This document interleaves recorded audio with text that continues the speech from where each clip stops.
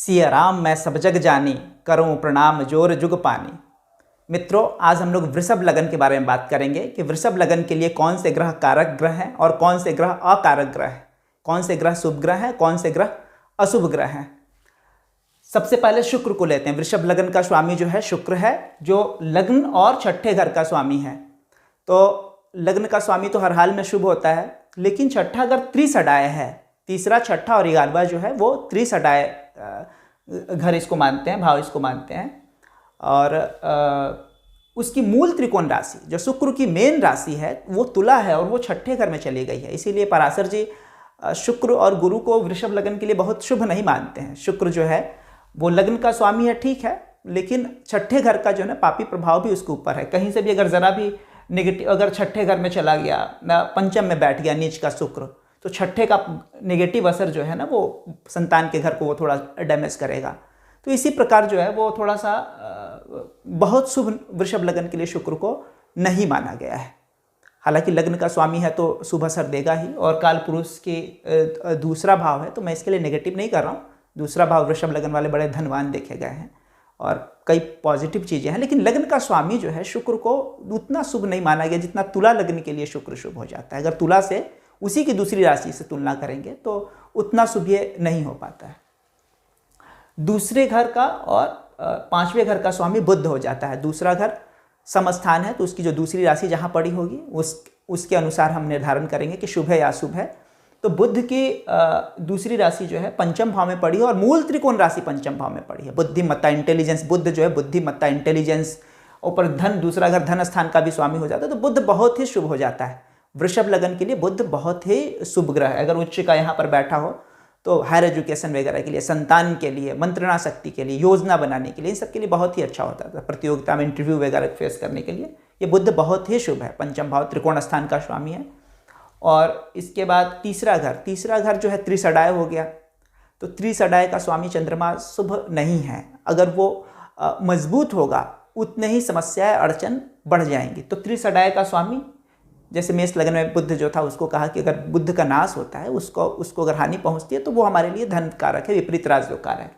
तो चंद्रमा अगर जो है वो जो है छठे आठवें में चला जाए, 12वें में, और उस पर पापी प्रभाव तीसरे पे, तब जाके विपरीत राजयोग का निर्माण ये कर सकता है। लेकिन हाँ, फिर से वही बात, तीसरा घर जो छोटे भाई बहन वगैरह उसके लिए वो कष्टप्रद हो जाएगा। चौथा घर जो सूर्य है, तो सूर्य भी एक नैसर्गिक पापी ग्रह के रूप में अपने पापत्व का परित्याग कर देगा केंद्र का स्वामी होने की वजह से। अगर तटस्थ जैसा समझिए, अगर सूर्य शुभ प्रभाव में होगा तो जायदाद, संपत्ति वगैरह, अस्थायी संपत्ति वगैरह, माँ के लिए चौथा घर जो इन सब चीज़ों के लिए रेस्पॉन्सिबल, उसके लिए शुभ है। और सूर्य अगर खराब असर में चला जाए, जैसे सूर्य अगर नीच का हो जाए, छठे घर में चला जाए, तो फिर उसके बाद उन सब चीज़ों से हानि कर देता है। प्रॉपर्टी, संपत्ति, इन सब चीज़ों के लिए वो हानिकारक हो जाता है। अस्थायी संपत्ति वगैरह इन सब चीज़ों के लिए वो हानिकारक हो जाता है।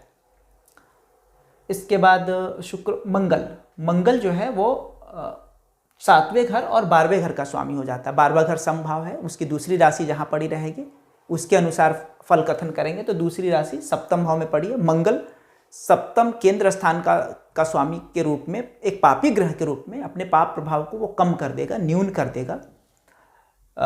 तो मंगल अगर अच्छी स्थिति में है तो अच्छे फल दे सकता है। लेकिन अगर हम देखें कि मेष लगन के लिए जिस तरीके से शुक्र जो है पापी है, शत्रु है, वैसे ही ये भाव जो है मारक भाव है। वैसे मिथुन, बुध भी मारक प्रभाव है। अगर पापी असर में रहा तो बुध मृत्यु के लिए, धन के लिए तो ठीक है, लेकिन अगर मृत्यु का कालखंड आ गया तो बुध मारक प्रभाव भी अपने भीतर रखेगा। वैसे मंगल ज़्यादा अधिक मारक है, क्योंकि 12वां घर जो है, 12वां घर भी हानि का, लॉस का, वैसे तो कहते हैं कि समभाव है, लेकिन दोनों का असर होता है। हर कुंडली में हर भाव का असर उसके भीतर रहता है। तो 12वां घर जो है वो भी लॉस का है, हानि का है, जीवन समाप्ति, मोक्ष भाव ही उसको कहते हैं, उसका भी स्वामी और मारक भाव का भी स्वामी मंगल हो जाता है। तो मंगल जो है वो मारक है इस कुंडली के लिए, इसको शुभ ग्रह वैसे नहीं मान सकते हैं। उसके बाद गुरु जो है वो अष्टम भाव और 11वें घर का स्वामी है। अष्टम वायु स्थान, हानि का स्थान, लॉस का मानते हैं, लेकिन वायु का भी घर है। और 11वां घर जो है वो आय का है। तो गुरु त्रिसडाय का भी स्वामी हो गया और अष्टम का भी। तो गुरु बहुत ही पापी हो जाता है, शुक्र से भी ज़्यादा पापी गुरु हो जाता है इसके लिए। शुक्र तो लग्न का भी स्वामी है, केवल छठे में चला गया, ये एक नेगेटिव असर। लेकिन गुरु अष्टम भाव का भी स्वामी है और 11वें घर का भी स्वामी है। तो गुरु की ये स्थिति अच्छी नहीं है। गुरु अगर वैसे धन के लिए अच्छा है, अगर गुरु मजबूत होगा तो धन देगा। गुरु जो है अष्टम भाव के रूप में अगर मजबूत होता है तो वो आयु कारक है, ठीक है। लेकिन अष्टमें से अगर मजबूत हो जाता है ना तो बहुत सारी चीज़ों में ऑब्स्टिकल्स, अड़चन क्रिएट करता है, और मजबूत ना हो तो आयु को हानि दे देता है। बड़ी विडंबना है इसमें। लेकिन गुरु का मजबूत होना जो है वो आयु के लिए ठीक है, इस कुंडली के लिए, और धन के लिए भी ठीक है। अगर गुरु किसी कारण से कमजोर हो, गुरु अगर नवम भाव में चला आए तो भले नवम भाव भाग्य का है वहाँ आ गया, लेकिन नीच का भी हो जा रहा है। शनि के भाव में गुरु जो है उस भाव का नाश कर देता है, अगर गुरु शनि के राशि में बैठ जाए तो इस दृष्टि से वो ठीक नहीं है आयु के लिए, या कुछ भी गुरु का कमजोर हो जाना। और धन के लिए भी गुरु मजबूत रहेगा तो शुभ प्रभाव रहेंगे। इसके बाद शनि जो है 9वें घर और 10वें घर का स्वामी है। 10वें घर का केंद्र स्थान का स्वामी के रूप में अपने पाप प्रभाव का, नैसर्गिक रूप से शनि एक पापी ग्रह है, तो अपने पाप प्रभाव का वो परित्याग कर देता है, और उसकी दूसरी राशि नवम भाव में है तो अति शुभ हो जाता है त्रिकोण स्थान में। लग्न से अधिक शुभ जो है पंचम भाव त्रिकोण में, और पंचम से भी नवम सबसे शुभ भाव है। तो नवम और दसम केंद्र त्रिकोण दोनों के स्वामी होने की वजह से शनि सबसे ज़्यादा योग कारक हो जाता है वृषभ लग्न के लिए। शुक्र से भी ज़्यादा, लग्नेश से भी ज़्यादा जो योग कारक जो है वो शनि हो जाता है। इस कुंडली के लिए सबसे योग कारक ग्रह शनि है। गोचर में भी जब शनि वगैरह इस जगह आया तो काफ़ी अच्छा रिजल्ट इनको देते हैं। तो शनि सबसे योग कारक है। फिर बुध, फिर शुक्र मान सकते हैं इस कुंडली में। त्रिकोण का स्वामी शनि, फिर बुध, फिर शुक्र।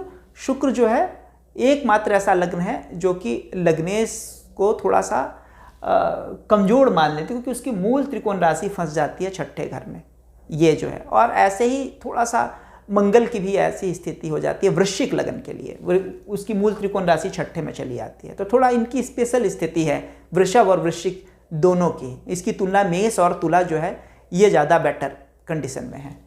तो शनि बुध हमारे लिए हर हाल में शुभ है। शुक्र जो है वो शुभ है, लेकिन कुछ उसमें अशुभता भी लिए हुए है।